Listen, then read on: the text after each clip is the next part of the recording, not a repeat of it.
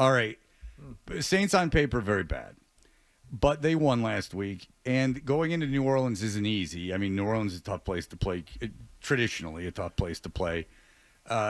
Some people, we've talked about this, some people have referred this to as trap game. I would say that's not the definition of a trap game. A trap game would have two sides, and then in between those sides would be the trap. This is just flat land. I know there'd be a really good opponent 2 weeks from now, right? But there really isn't a good opponent 2 weeks from now. The whole thing would be like you have a hard game last week, an easy game this week, and a hard game the week after. Right. In the middle is the trap. Yes, it doesn't work if it's just a all trap easy part games. of the season until they get to Tampa. Is that a thing? Yeah, a quarter of the season is just a big trap. The NFL's luring them in with garbage. Let me ask Phil this, because this is, and John and Fred dismissed it out of hand. Is a trap game supposed to be a game on the road? Does it have to be? I think it could be. It doesn't have to be. I think the Carolina game, had the Patriots beaten the Steelers, which they should have, and then they had the Bills on Sunday night looking ahead, that Carolina game could have been called a trap game. It wasn't, because the Patriots had just lost. It was viewed as a winnable game. Nobody called it a trap game ahead of time, but it could have been. All right. What do you know about the Saints? So the Saints are not good. They're not, and I know they just won. They just beat the Giants, who are not a good football team either. And the Giants played really poorly. They turned it over on 5 straight drives. And the Saints were not really able to take advantage. They scored 6 points off those turnovers. So they have a young quarterback who is a late-round pick who isn't horrible.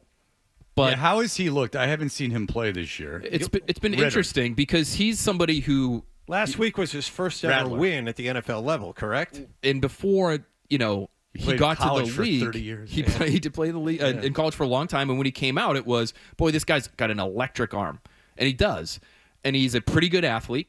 He's a little undersized. What was interesting about their win last week was that he was getting rid of it very quickly. He has, in general, gotten rid of the football very quickly this year. That's due in part to the fact that the Saints have one of the worst offensive lines in football, so he has to get rid of it quickly. But he was getting rid of it quickly against the Giants and pushing it down the field, which, if you're accurate, can be a very dangerous, for obvious reasons, combination. So if you're the Patriots, you have to protect against those deep shots, and you have to be willing to, I think, let Spencer Rattler live with the underneath throws. You want to try to keep him in check in terms of him using his legs, but they have some speed. They still have Chris Olave at receiver. Their best receiver is Rashid Shaheed, who's a very fast guy. He's in a contract year. If the Patriots want some speed at receiver this offseason and he's available, that could be the kind of guy that they would be really interested in. But that, to me, is the key. Don't get beat deep. Make them beat you over and over and over again, 1,000 paper cuts kinds of drives, and you should be able to win this game. And especially, Fred mentioned the 2 defensive tackles earlier. Those guys should feast. Barmore's been playing great. Milton Williams has been playing really, really well.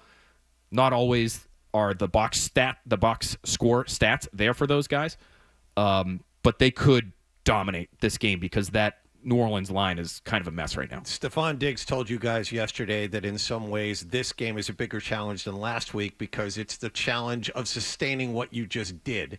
I'm not sure I buy that. No, I don't either, but it doesn't surprise me that he says that, right? The most important game is the next one if you're in an NFL locker room. And so, they're trying to talk themselves into this, being that kind of challenge. And they should, because you should not have a letdown against this team. They should beat this team. But to me, you learn more about your team. I guess you can learn this week about the Patriots' ability to handle success. But you first have to actually succeed before you can prove that handling the success thing is a thing that you can do. So we didn't know they could succeed at the level they succeeded at on Sunday night. So that was the important marker first. Now let's see if they can string a few more together and show a little bit of consistency. That's the obvious next step, but nobody thought they could win that game in Buffalo. The fact that they were able to check that box teaches us more than anything we can learn about them this week. If they lose to New Orleans, does that change the way you feel about the team? It does, because if I'm somebody who before the season said that I could see them going 2-2 to start the first month of the year, which they did, and still win 9 games, which to me is still very much in play. Now they've beaten Buffalo. It's almost like they've stolen a game. Mm-hmm. I should be saying, and I am saying, they could be a 10-win team. They could be a playoff team which I was not feeling very confident about before the season began. See, if they lose this game, Hardy, that does away all these good feelings that were remnants of that Sunday night. That game. means I get to talk See next. that? See Well, that? he knew you were trying to talk. This is TV. He was throwing it to you because he saw you making an effort to speak. Thank you. I don't think it changes anything for me. Here's what would change things for me.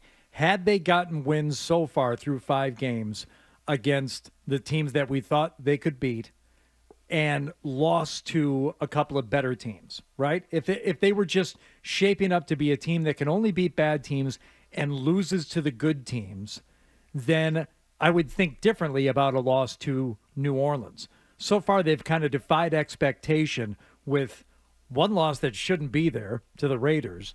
The one against the Steelers, we know why that game went down the way it did because of the turnovers. But the win against the Bills makes me think this team is something more than just an average team that beats up on the turds of the league, but loses when they really have to face a good opponent.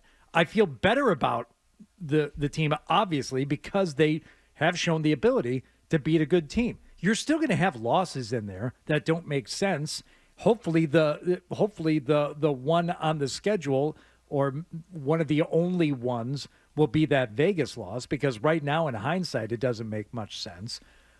But even if they were to lose one of these next 3, and they almost certainly will, just because of the way the league works, I still feel okay about it because they've shown the ability to beat a good football team. If they lose on Sunday, it's going to change everything nationally. It's going to change the entire narrative about the team. If they win, everyone's going to be putting them in the playoffs. Who could have foreseen all these injuries in the AFC with the quarterbacks? And the AFC was supposed to be hard. It's not. Does it depend on how they would lose, though, Fred? No, I just think losing in general. I don't think it's fair, but losing in general is going to change everything. If they win and win a couple games in a row, win 3 games in a row, then people are going to be like, oh, watch. Then it's going to be like a Super Bowl and like all this stuff. You lose on Sunday, and then that all goes away. And it's going to take and the train's going to get going again. Mm-hmm. You know how it goes. You have all this momentum. You just picked up like 40 miles an hour on Sunday night. You can pick up like another 10 miles an hour on Sunday, another 10 the Sunday after that.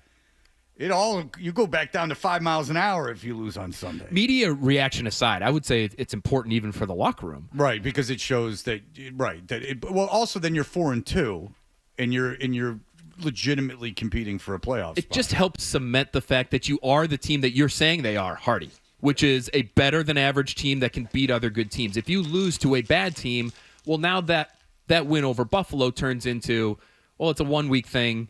It's the NFL. Games in the division are weird. Teams that shouldn't beat other teams beat those teams all the time. You don't want last week to look like a one-off, whether you're, in the media, right? That's what it would look like, or in the locker room. You want to be able to feel like you've got some credibility behind that win that you just put together or on turn time. the narrative into the Patriots, they were the team that thought the Super Bowl was in week 4. Exactly. How many times did we say that about teams that beat the Patriots when they were in their heyday, right, and it was the most important game of the year to them, and then they would win, and then they would rattle off 2 or 3 losses consecutively thereafter. Right. So don't be that team. That's the thing. You're right, though. You're right. Like, I don't know if we should expect them to be able to handle success in the way that a Tom Brady era Patriots team would, or any good team would, because they haven't done it, number one. And I think a lot of the guys in the locker room, even the veteran players, just haven't won at a high level or on a really consistent basis. So, outside of Milton Williams, who obviously just won a Super Bowl, and Carlton Davis, who won a Super Bowl with Tom Brady, there are very few human beings in there who understand what it takes to win consistently when you're expected to win. So odds are there are going to be some bumps in the road against some teams that we all think they should beat. I'm not expecting them to run the table against these, also rans that they're about to face on one of the easiest schedules in the history of the NFL, apparently, according to some metrics. So they are going to have those hiccups. But I think if you're them, you'd prefer it doesn't happen this week. All right, there you go. If you like that clip, and how could you not? Check out more videos from Toucher and Hardy here. Point slightly up and to the left. For more Patriots analysis and opinion, hit this playlist. Point slightly down and to the left. And for the latest from the Sports Hub, download at 985thesportshub.com.